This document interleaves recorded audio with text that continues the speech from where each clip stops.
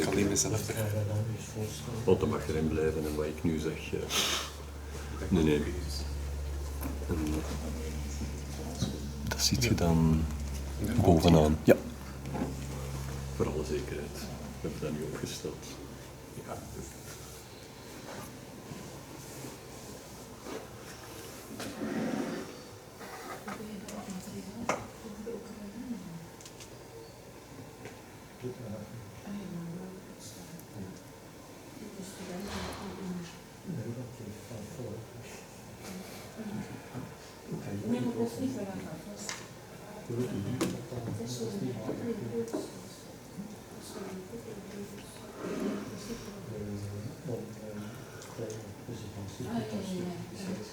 We should start maybe 1 minute. In 1 minute I'll start. There is one more colleague who mailed me, but... Great. Super.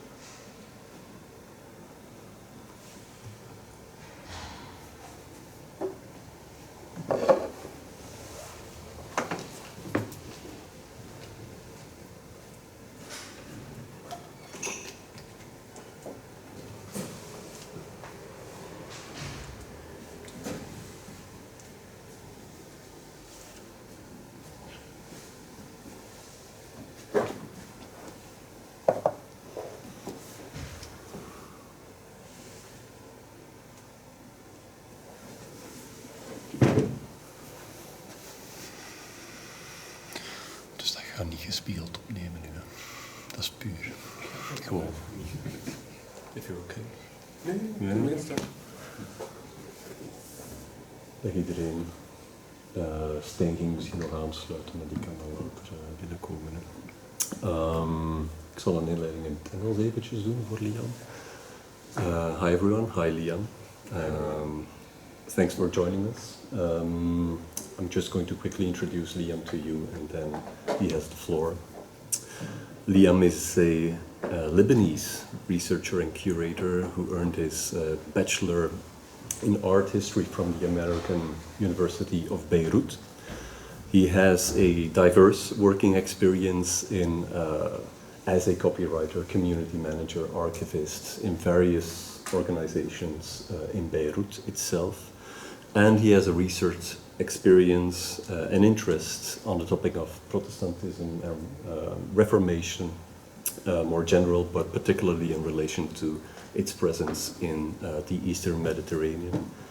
And as a research or as a graduate student in the Cultural Studies program of KU Leuven, he approached KADOC with a proposal to do a research internship at our institute, a proposal that we welcomed very much, and suggested as a case study to work with the archives of the Belgian Redemptorists and their so-called Chaldean mission in the Near East, in Lebanon, Beirut in particular, to which Liam agreed. And now, after many days, weeks, months of leafing through the archives and the visual collection of that archive that is in deposit in KADOC, Liam will now present some of his findings to us. You have the floor, Liam. Thank you, Jonas. So before we start, I want to just say thank you to Peter Herman for letting me do this research, and to Jonas for really being an amazing supervisor and really going above and beyond to help me. Anyway, okay, so I'm going to talk for maybe 15 minutes, and then we can do discussion and questions for 20 or 30 minutes, or however long it goes. Okay, so this is my presentation, New Catholic Territoriality. Just a small note, it is supplementary to an essay that's coming out with Kurtz, I think in the next month or a few months. This presentation will not reiterate the claims of that essay, but it does cover some of the same content. And it puts that content into a larger context of Maronite-Vatican relations. Okay. So this is the introduction, but of course I'll just be saying my big claims. It's like spoilers, as they say. Okay, so central to this presentation is a contrast, and this is the contrast between Howard Bliss, a Protestant missionary to Lebanon, and Nicolaas Cloyters, a Dutch missionary to Lebanon. Howard Bliss was a Protestant, Cloyters was a Catholic. Okay, so what you see here on the photo of Howard Bliss is a paraphrase of a bunch of statements he made. Basically, the statements are that the modern missionary needs to accept that Christianity is not the sole channel through which divine and saving truth can be conveyed, and he admits ungrudgingly and gratefully, and he prays for all men with a new sympathy for all mosques and temples and synagogues, as well as all churches. So here you see that kind of different religions, or at least the Abrahamic religions, shall we say, are kind of equalized on one level at least, as they are all vessels for the divine. Okay, now we're going to look at Nicholas Cloyters, like I said, Dutch Catholic, and what it says, this is a photo of him that's in KADOC's archive, and what it says on the back of the photo is Maronite parish priest of Barka and Qaddam. And this is very interesting because, well, Cloyters is Dutch. He's not, I don't think he has any Lebanese roots. I don't think he converted to Maronitism. And nonetheless, it says Maronite parish priest. Cloyters was assassinated in 1985. We'll talk a little bit more about that, but really what I want to say here is that I think this Maronitism that he's endowed with is largely a posthumous and honorary, sort of like an honorary PhD. But what's interesting about Cloyters, in contrast with Howard Bliss, is that there is this equalization, but it's an equalization within Catholicism. It's an equalization of Maronitism and what we call in Lebanon Latin, or sort of the mainstream Orthodox Catholic Church. So yeah. And another contrast which is central to this presentation is the contrast between old Catholic territoriality and new Catholic territoriality. Okay, so old Catholic territoriality is characterized by Latinization, and here more specifically the Latinization of the Maronite Church. And this is a Latinization insofar as sort of liturgy and ceremonies go, that these things would happen in Latin. But also, I think, more importantly, it happens on the ecclesiological level, that Maronite priests are loyal to the Pope and to Rome first, and to the Maronite Patriarch second. So this is really the old Catholic territoriality with its logic of integration. And we have then new Catholic territoriality, which happens with the Second Vatican Council, and it affirms that all members of the Eastern Rite, such as the Maronite Church, should know and be convinced that they can and should always preserve their legitimate liturgical rite. So really what's key here is not only that a sort of, shall we say, peripheral Catholic church, such as the Maronite Church, can have its own sort of customs and traditions, but that it should. And this is really the important part for me, the should. So this old Catholic territoriality, characterized by Latinization, is correlational to the Counter-Reformation, while this new Catholic territoriality is correlational to the Second Vatican Council. And this is very interesting for me because this notion of Latinization, I think, really embodies something which is completely opposite to Reformation, while Maronitization, I think, sort of corresponds or is analogous to the notion of Reformation. So one of the big claims of this presentation is that the Second Vatican Council is the sort of actualization of the Counter-Reformation, or it's the completion of the Counter-Reformation, and to be maybe a bit more technical about it, it is the catching up of formal Catholic ecclesiology to the conditions of modernity which make Reformation possible and which incline Reformation. So the final contrast I'm going to present to you is perhaps obvious, the contrast between Catholicism and Protestantism. Now for me, the big contrast is that Catholicism has an orthodoxy. You are either part of the Catholic Church or you are not. You either follow this orthodoxy or you're simply outside of this formula. While Protestantism really has no orthodoxy. It's a sort of polemical statement in a way, but I usually say that Protestantism is not a church, it is a tendency. And it's a tendency for atomization. So you have these sort of explicit Protestant churches such as the Anglican Church right here or the Unitarian Universalists, but part of my claim, or part of the claim of many others actually, is that churches such as the Church of Latter-day Saints, who do not identify as Protestant, who say we are not Protestant, are actually structurally Protestant because they came out of a Protestant context in the United States in the 19th century. Part of what created this church is a critique of other churches, and this is a very important Protestant tenet, critique, I think. And you also have the phenomenon of non-denominational Christians. But, of course, non-denominational Christians, as you will again see later, are Protestant. Okay, so final part of this introduction is this notion of Protestantization, and specifically the Protestantization of the Catholic Church, which is very often talked about and correlated to the Second Vatican Council. And some people have a very good grasp on it, I think such as this article on the right, who talks about the Protestantization of Catholicism as a self-secularization. I think this is a very good understanding, while the article on the left sort of relates this Protestantization to things like the Pope being pro-LGBTQ rights and so forth. And although this is a sort of insightful statement, I think it's missing something. I think it also misunderstands what Protestantism is. Okay, but this is sort of my big claims, and what I'm trying to say at the end is that with the Second Vatican Council, you do have a Protestantization of Catholicism, but nonetheless, there is a uniquely Catholic Reformation and territoriality, a very uniquely Catholic territorial logic, which comes about with the Second Vatican Council. That although there was a Protestantization of Catholicism, Catholicism is not subsumed into Protestantism.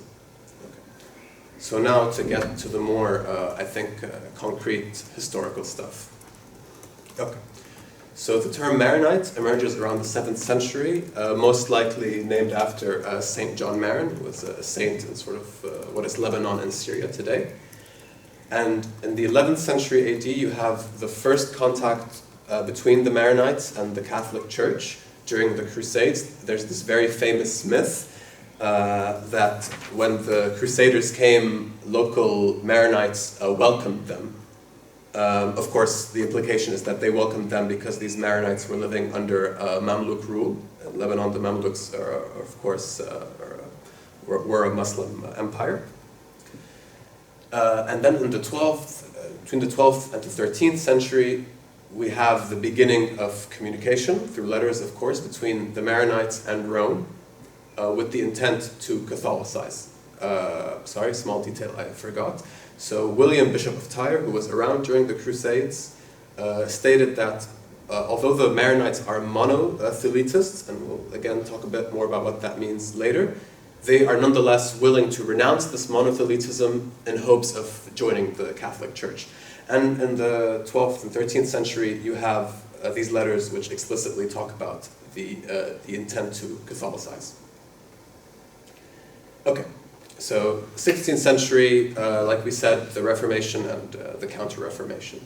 So Giovanni Battista Eliano, who was a priest in the Catholic Church, of course, comes to Lebanon on a mission, and he comes to examine Maronite religious texts.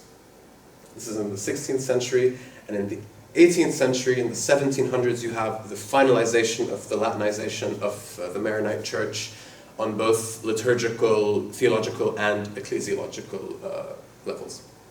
And again, more details about this in a second. But just to show you some of Eliano's grievances, this is what basically he found heretical in the beliefs of the Maronite Church, that our Lord has but one person and one will, that our Lord has but one nature, that our Lord has but one will and one energy, and so forth. But anyway, the real important idea is that Eliano said that there's a lot that's heretical about the Maronite Church.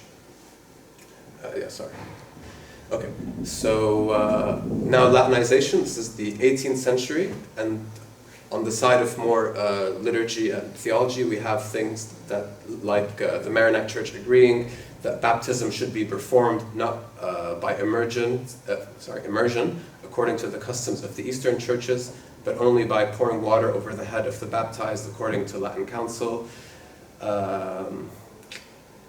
A confined woman who has given birth to a child is allowed to attend church before 40 days have lapsed since the date of her delivery. So these are the sorts of rules that the Catholic Church was telling the Maronite Church to abide by. But more importantly for us, we have the ecclesiological side, and which is basically that the Pope has supremacy over the Maronite Church, that Maronite priests are loyal to the Pope first and to the Maronite Patriarch second. Okay. And sorry, the slides were a bit jumbled. So for me, after this Latinization, you have the end of heresy and the beginning of heterodoxy. Now, heterodoxy is still orthodoxy. You're still orthodox if you're heterodox, but there's sort of something added. You have certain particularities and specificities to your church, although you are an Orthodox Catholic. So the way I like to put it, this little soundbite, is when you're heterodox, you are Catholic and. You're Catholic and something else. Okay. So now we're going to skip ahead a bit to the 20th century with the arrival of the Redemptorists in Lebanon. And the Redemptorists are a Catholic brotherhood who, mission is a big part of what they do. So they arrive in Lebanon around 1953, and about 10 years later, the Second Vatican Council happens. And around 10 years after that, a little bit more, you have the start of the Lebanese Civil War. And then with the start of the Lebanese Civil War, you have this regular column that is published by the Redemptorists called Islamo-Christian Dialogue. And this is a part of some of the affirmations of the Second Vatican Council that we'll talk about in a second. In 1982, just an important kind of landmark, Bashir Gemayel was assassinated, leader of the Lebanese Front, or what is often termed the Christian Right.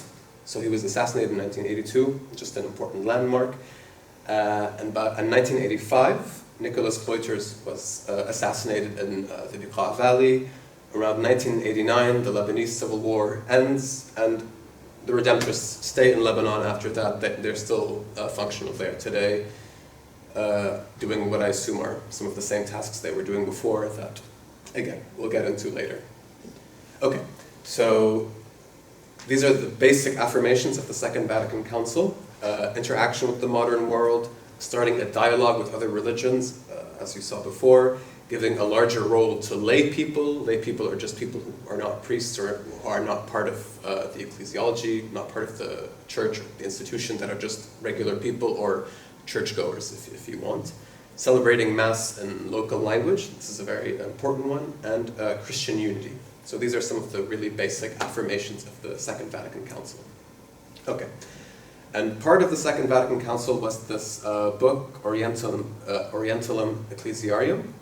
And like we said before, part of what it says is that heterodox churches, such as the Maronite Church, should preserve their legitimate liturgical rites. They should have their own traditions done in whatever, either their own language or some kind of language they used to conduct business in before, but yeah, that they should have their own sort of cultural specificity. Okay, so for me, this spells the end of heterodoxy and the beginning of homodoxy.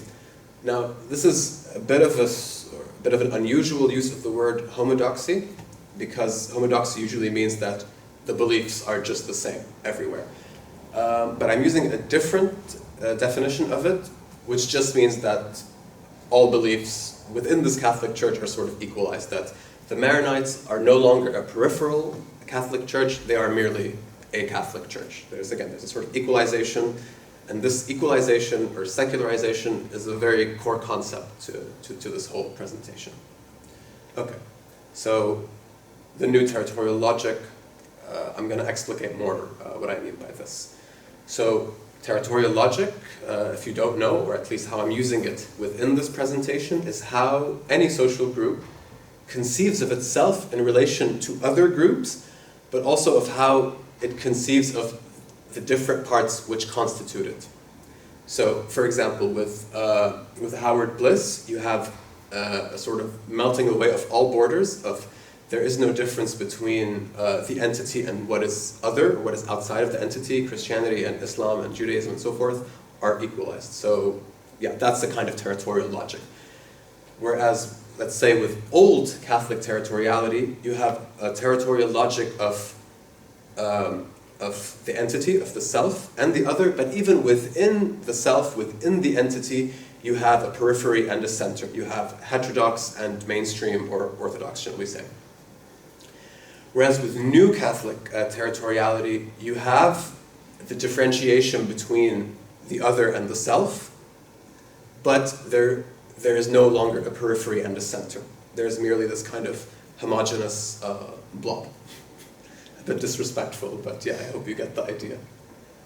Okay, so Redemptorist publications. Like I said, with the beginning of the Civil War and as part of this notion of dialogue with other religions, the Redemptorists would publish this regular column called Islamo-Christian Dialogue. It would be about, for example, the religious rights of Christian minorities in places like Saudi Arabia, but it would also often be about Islamo-Christian frictions or even cohesion within Lebanon during the Civil War and before. They would even publish the work of others. There was this one article that basically disavowed the Sabra and Shatila massacre and said that this was horrible and that the Catholic Church should not accept this. So these were the type of publications that the Redemptorists made. And although it might be easy to say, oh, well, when they do this, they're acting just like Howard Bliss and seeing that there's no difference between Christianity and Islam, let's say. But I think the central contrast is that while Howard Bliss sort of melts away the borders, equalizes, secularizes things between Christianity and Islam, the Catholic Church does something different. Dialogue Islamo-Chrétien is still Islamo-Chrétien. So there's a dialogue, but the two entities are very explicitly separate. And when we look at the letters of the Redemptorists while in Lebanon, overwhelmingly they were functioning within Christian areas like Jdedat al-Matn, Khanshara, and another really important thing, looking at the Redemptorists' meeting minutes, is that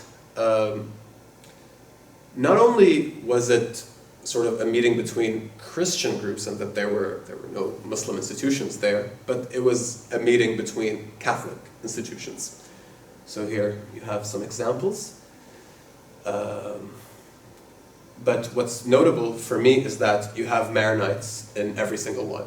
So the Maronites are present in every single one, or several Maronite institutions are present in every single one of these meetings. You never just have Letin.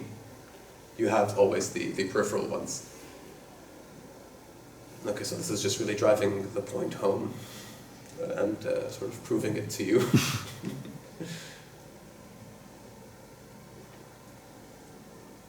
Yeah, again, just the meeting minutes and addresses.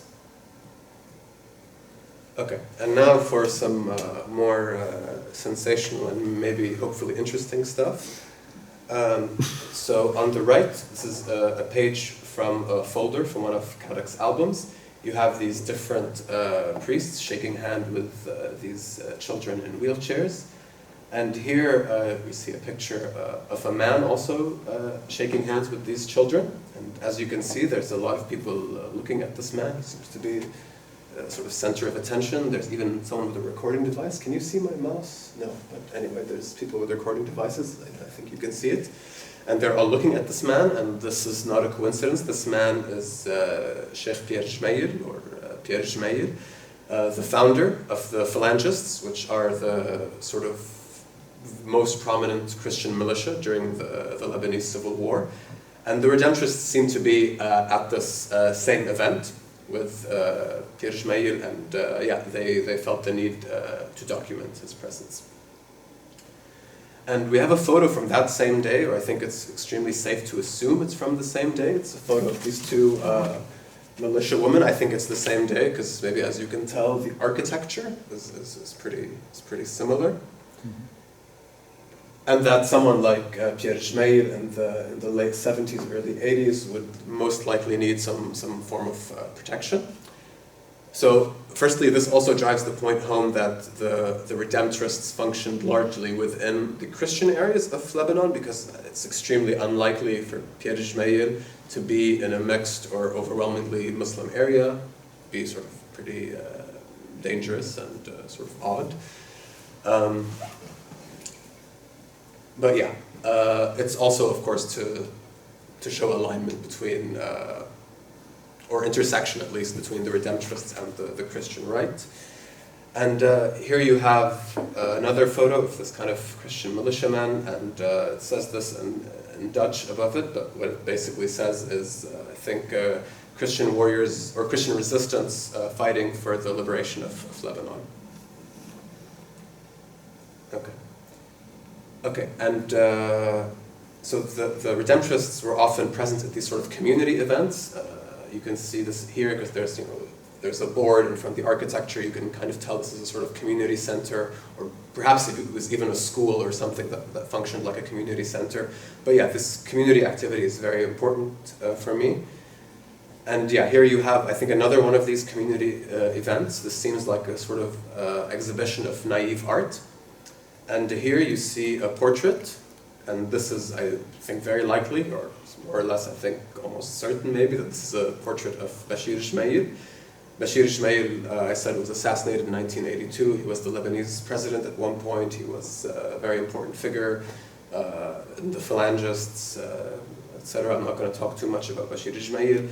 A very controversial figure, but yeah, the real idea is that you have a portrait of him that's in these community centers, again, showing a kind of intersection between the Redemptorists and the Christian right, but also, more importantly, at least for this presentation, that they existed within Christian areas, because of course these Christian militias, such as the Phalangists, are going to be functioning within Christian areas, overwhelmingly. Here you have something from the Redemptorists' works with Scout du Liban, but again, really the point is just the location. So you have here what's written as Yesua al-Malik wa Firqat al-Damour, which is Jesus the King and the group of Damour. Damour is a Christian area in Lebanon, and it's more specifically a Maronite village. Okay. So what I really tried to show you, the important thing from this chapter of the presentation, is that there was a sort of equalization on the level of Maronites and Latin, or Maronites and mainstream Catholics. We saw this with the meeting minutes, but also I'm going to talk a little bit more about Nicholas Cloyters, who is also an emblem of this secularization, of this equalization. So Nicholas Cloyters was assigned as the parish priest of Barqa and Qaddam in 1981. Barqa and Qaddam are two Maronite villages in the Biqa Valley in eastern Lebanon. And these villages were surrounded by overwhelmingly non-Christian villages, more specifically Shia villages. And basically, Cloyters was assigned there to basically maintain a parish, but of course, by consequence of this, to maintain a sort of Maronite demographic presence within this area. So Cloyters was assassinated in 1985.